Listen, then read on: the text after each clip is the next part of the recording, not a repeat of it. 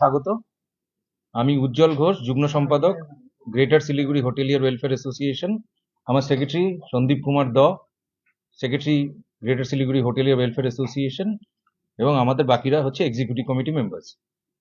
আজকে এই প্রেস কনফারেন্সটা এই জন্য ডাকা হয়েছে, আপনারা জানেন বিগত 9ই ডিসেম্বর 2024 সালে আমরা বাংলাদেশি ট্যুরিস্টদেরকে শিলিগুড়ি সমস্ত হোটেলে রুম দেওয়া বন্ধ করেছিলাম। তার কারণ ছিল ভারতের পতাকাকে যেভাবে ডিসরেসপেক্ট করা হয়েছিল সেই জন্য, এবং দেশকে নিয়ে, আমাদের ভারতবর্ষকে নিয়ে যেভাবে যে ধরনের প্রভোকেটিভ স্টেটমেন্টস দেওয়া হচ্ছিল, তার প্রতিবাদে আমরা শিলিগুড়ির সমস্ত হোটেলে যারা আমাদের অ্যাসোসিয়েশনের মেম্বার রয়েছিল আর যারা মেম্বার ছিল না তারাও সেই ডিসিশনে স্বাগত জানিয়েছিল যে তারা শিলিগুড়ির কোনো হোটেলে বাংলাদেশি ট্যুরিস্টকে রাখবে না। তারপর আমরা একটা রিল্যাক্সেশন দিই মানবিকতার খাতিরে, যে যারা মেডিকেল ভিসা নিয়ে আসে, মোবাইলটা সাইলেন্ট করো, যারা মেডিকেল ভিসা নিয়ে আসে অথবা যারা স্টুডেন্ট ভিসা নিয়ে আসে তাদের জন্য আমরা একটা রিল্যাক্সেশন দিয়েছিলাম, যে তাদের কিছু কিছু হোটেলে তাদের রাখার ব্যবস্থা করা হয়েছিল। কিন্তু আবার আমরা দেখি যে সাম্প্রতিককালে 2025 সালে ডিসেম্বর মাসে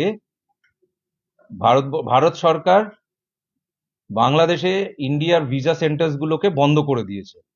তার কারণ ছিল সেফটি কনসার্নস, এবং যেভাবে শিলিগুড়ি করিডোরকে এবং পশ্চিমবঙ্গ এবং উত্তর পূর্ব ভারতকে যেভাবে অশান্ত করার একটা চক্রান্ত কথাবার্তা হচ্ছিল, ওনাদের যে খুচরো নেতা কিছু যারা নাকি বাংলাদেশে তাদের জুলাই আন্দোলনের মাধ্যমে উঠে এসেছিল, তারা এই ধরনের স্টেটমেন্ট দিচ্ছিল। সেই জন্য ভারত সরকার 2025 সালের ডিসেম্বর মাসে ভিসা সেন্টার্সগুলো বন্ধ করেছিল, তার মানে সম্পূর্ণ ভিসা সেন্টার্স অফ করে দেওয়া হয়েছিল।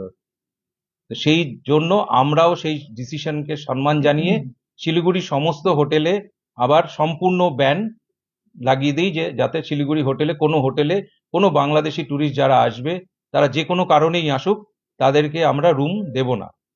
ইতিমধ্যে দেখা গেছে যে 12ই ফেব্রুয়ারি বাংলাদেশে এক সাধারণ নির্বাচন হয়েছে, এবং সেই নির্বাচন হওয়ার পরে 17ই ফেব্রুয়ারি গণতান্ত্রিক একটা সরকার ওখানে শপথ নিয়েছে। শপথ নেওয়ার পর আমরা যেটা দেখতে পাচ্ছি যে ভারতের সঙ্গে বা আমাদের দেশের সঙ্গে বাংলাদেশ একটা সুসম্পর্কর দিকে এগোচ্ছে।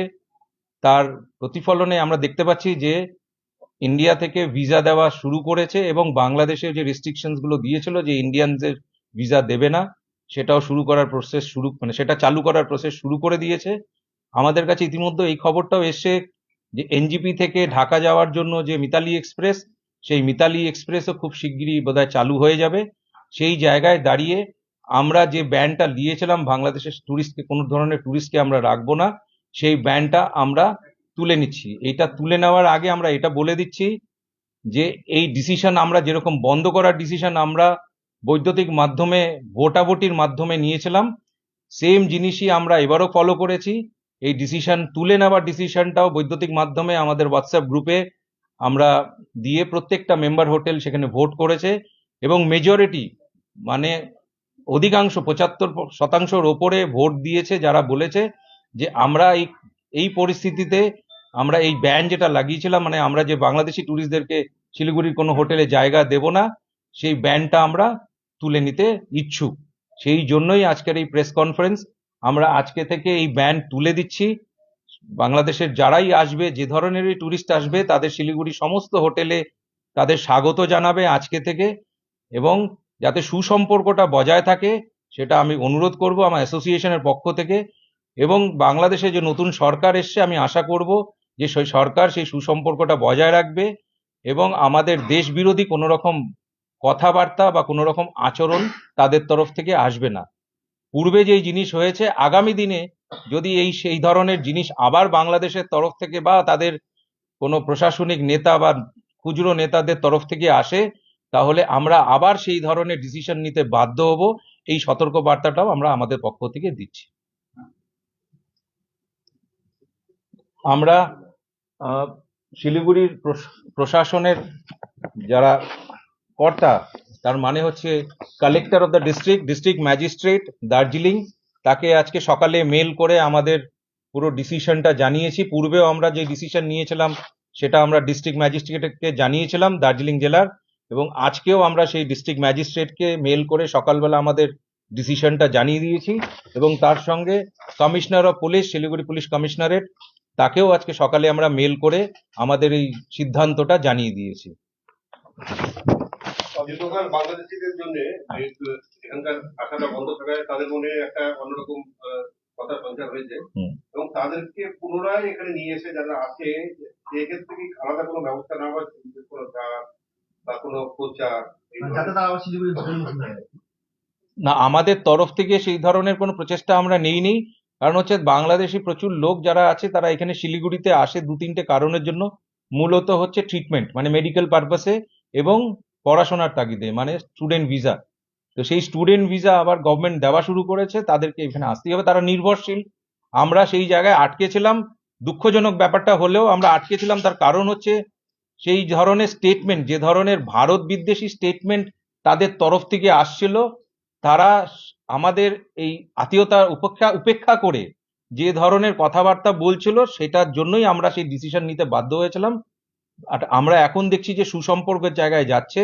বিং আ বিগ ব্রাদার, আমাদের এই দেশ প্রথমেই ভারত থেকেই বাংলাদেশ তৈরি হয়েছিল। তো বিং আ বিগ ব্রাদার, আমাদের তরফ থেকে সেই হাতটা বাড়িয়ে দেওয়া হয়েছে যাতে সুসম্পর্কটা আরো বেশি জোরালো হয়। গড়ে কত বাংলাদেশি আছে? গড়ে 2024 সালে আগস্ট মাসের আগে মাসে 35 থেকে 40 হাজার বাংলাদেশি শিলিগুড়িতে আসতো এবং তারা থাকতো। মানে আমাদের কাছে থাকার রেকর্ডটা আমি বলছি, যারা থাকতো, বর্ডার দিয়ে হয়তো 2 লক্ষ লোকের উপরে আসা যাওয়া করতো। কিন্তু যখন বাংলাদেশে অশান্তির পরিবেশটা তৈরি হয়, মানে আগস্টের পর 2024 সালে, তারপর থেকে সেটা ড্রাস্টিক্যালি কমে এসেছিল। সেখানে দিনে হয়তো মানে 50 থেকে 60টা লোক আসা যাওয়া করতো বা থাকতো, মানে মাসে 1200 থেকে 1500। ভারত সরকারের পক্ষ থেকে এই যে নোটিফিকেশনটা যে ভিসা দেওয়া হবে সম্ভবত 20 তারিখে দিয়ে দেবে, এই নোটিফিকেশনটা আছে? না, আমাদের কাছে সেই নোটিফিকেশনটা নেই, তবে আমরা টিভির মাধ্যমে, আমরা মানে প্রচারের মাধ্যমে আমরা জানতে পেরেছি।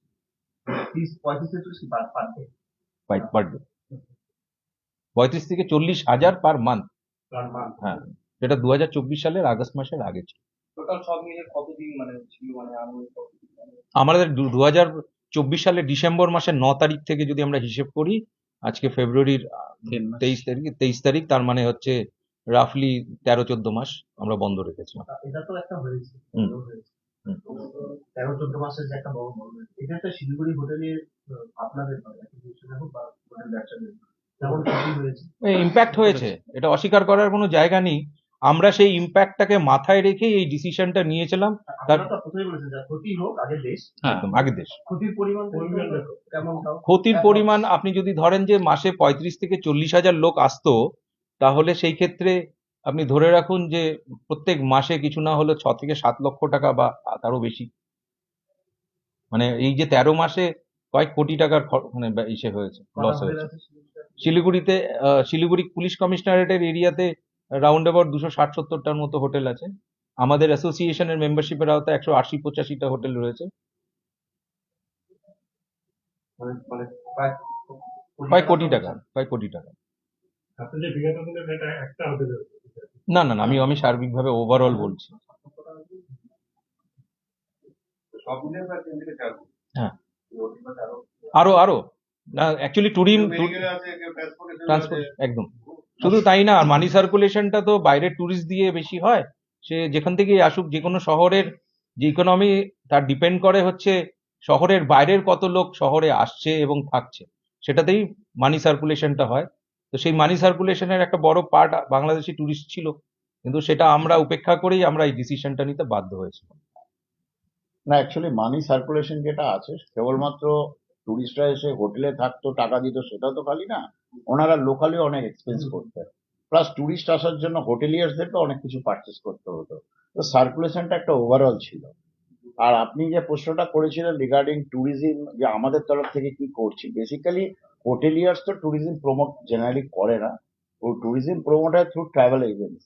তো আমি চাইবো যে যারা ট্রাভেল এজেন্টস আগে যারা কাজ করতেন বা এখনো করছেন, ওনারা বাংলাদেশে খবর দেবেন বা বলবেন, প্রচার করবেন যে এখন স্থিতি অনেক নর্মাল হয়েছে, ওখানেও ভোট হয়ে গেছে, ওখানেও পরিস্থিতি এখন অনেক বেটার হয়ে গেছে। তো আমার মনে হয় পর্যটক আবার নর্মাল ওয়েতে আসা শুরু করবে। আর যেখানে দেখুন স্টুডেন্ট আর যারা ট্রিটমেন্টের জন্য আসছে, তাদের তো নর্মাল চালু হবেই। তবে হ্যাঁ, সবাই তো আর শিলিগুড়িতে ট্রিটমেন্ট করে না, যাদের এই বর্ডারটা কাছে পড়ে তারা এদিক দিয়ে এসে চেন্নাই, মুম্বাই যেখানে যেখানে যাওয়ার যায়। বাট হ্যাঁ, ডেফিনেটলি আমাদের শিলিগুড়ি শহরের উপর দিয়ে যায়। আপনার নাম কি? আমার নাম সন্দীপ কুমার দা।